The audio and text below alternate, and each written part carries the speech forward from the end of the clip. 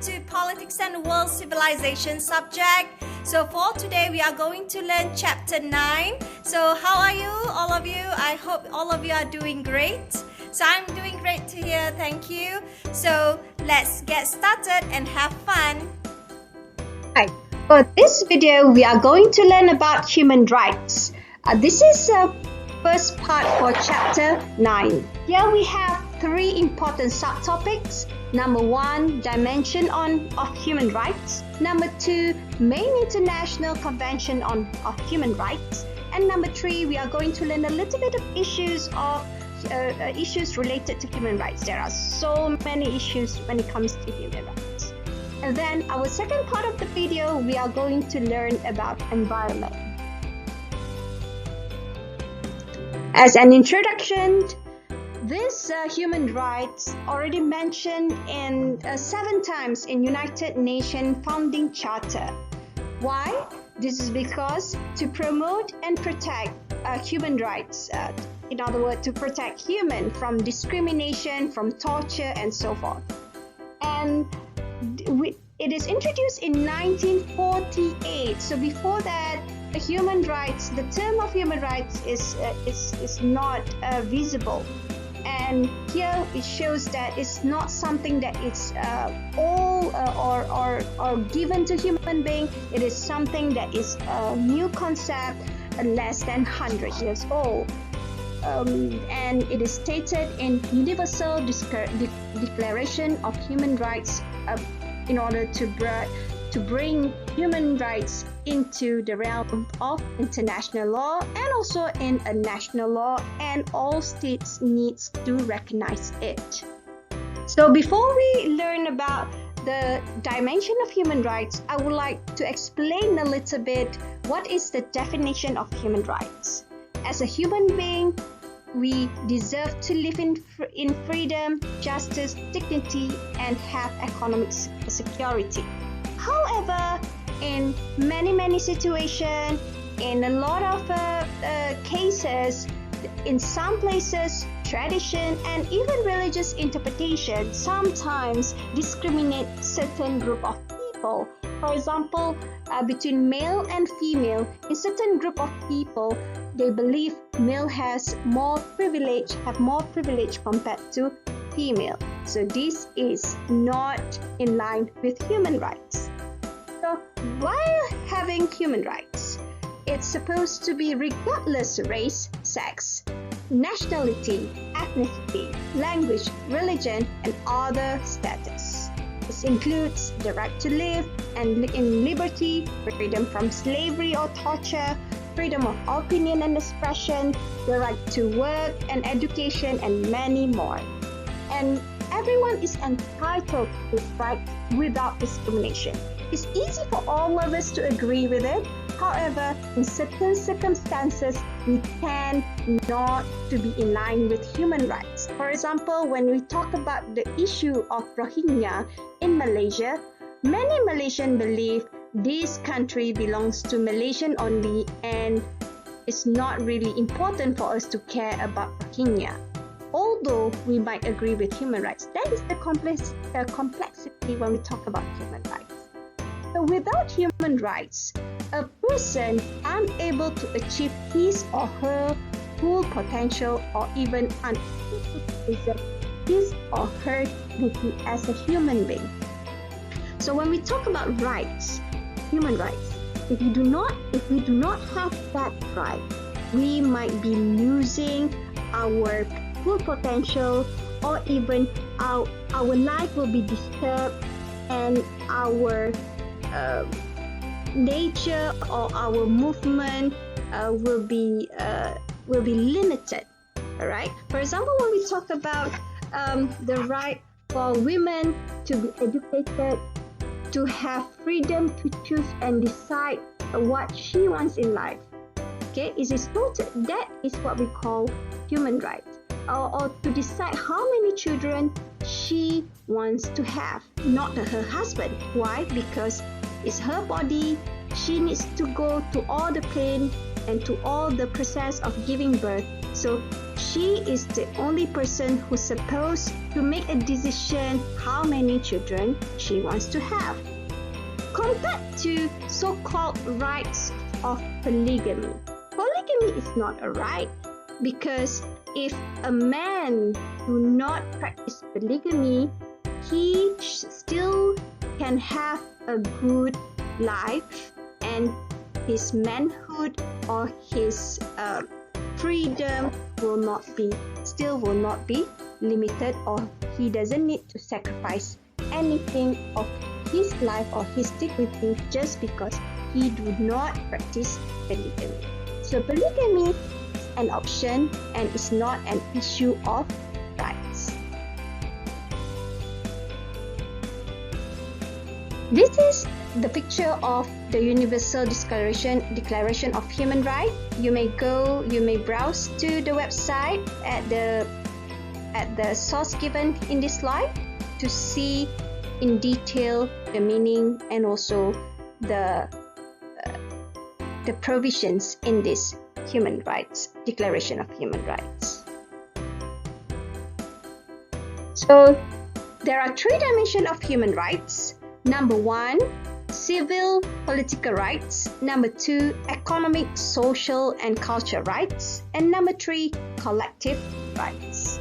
For civil and political rights, state must not interfere and is supposed to be hands-off and must be given automatically to the citizen.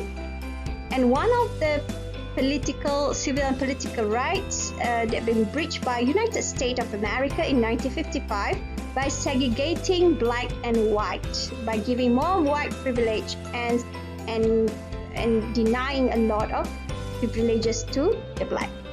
And they are not just being denied privilege, but they are being discriminated.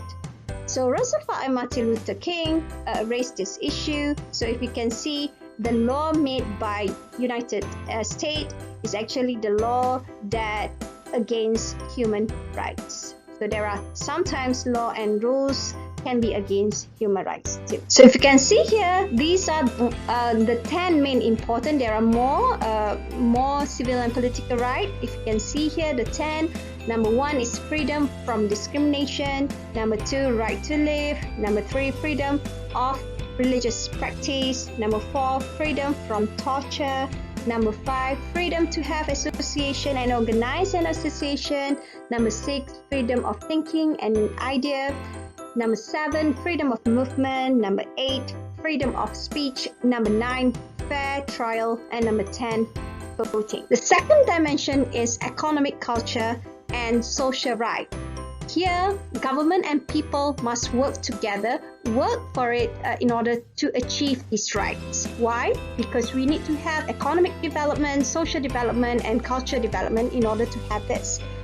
Whereby the right, for example, an adequate standard of living, including food. For example, we have now MCO, a movement control order, but the government and also the shop owners, food producers, distributors are all working together in order to ensure Malaysians have enough food to eat during this MCO.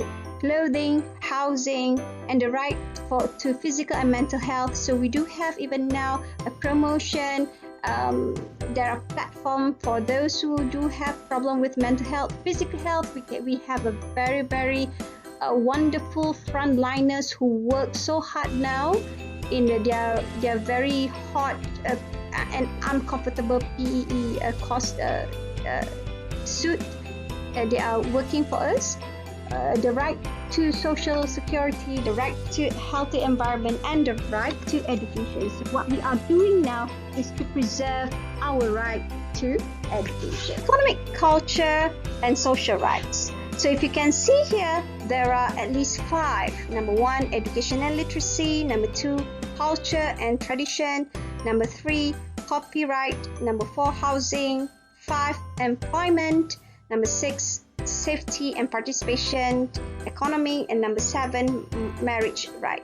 So when government already make it a little bit lesser in terms of MCO for this phase, it is to ensure the employment of the people is still intact, and we need to have a good economy. However, we also need to preserve the health, because health comes first. And the third dimension is collective right. So this right, we need community to work together in order to achieve this right and being observed by everyone. So if there's a person who do not observe the group or community right, that person can be fined or punished. So we have environment, development, and peace. Number one is good and clean environment. For example, when we have fine against smokers, when smokers smoke in public, that is to preserve collective rights. So it is the government has the right to fine smokers because it disturbs the clean air and the good air of the diners and other public members. Number 2, environment protection that we are going to learn in the second part. Number 3, resources. Number 4, future well-being and safety. Here we are working towards future well-being and safety by making sure that all of us are well educated, work hard, making sure that there will be no war in the future, making sure our economy is doing well so that our future generation will have a good well-being and safety. And we have a good culture. We ensure that when we use social media, we use it in a good way. So why? Because we want it to have a tradition, a good culture for the future generation. We have good development and also peace. We preserve peace although we are a multicultural nation. There are 9 core of this. We go to the second part, Human Rights Convention. We have 9 main convention. Number 1, anti-racial discrimination. Number 2, civil and political rights. Number 3, economic, social and cultural rights. Number 4, anti-women discrimination.